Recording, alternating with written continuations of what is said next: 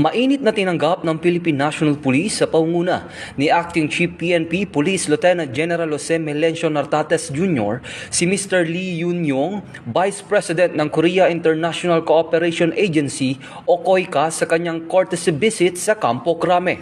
Sa kanilang pagpupulong, pinagtibay ang matagal na ugnayan ng PNP at COICA kabilang na ang capacity building programs, law enforcement modernization at mga proyekto sa mas matatag na public safety at security. Nagpahayag naman ng suporta si Mr. Lee sa Philippine National Police. Nagpasalamat naman si Police Lieutenant General Nartates sa malaking tulong ng COICA at binigyan din na mahalaga ang international cooperation sa pagpapalakas ng serbisyo para sa bawat Pilipino. Ito ang bagong PNP para sa bagong Pilipinas, serbisyong mabilis, tapat at nararamdaman.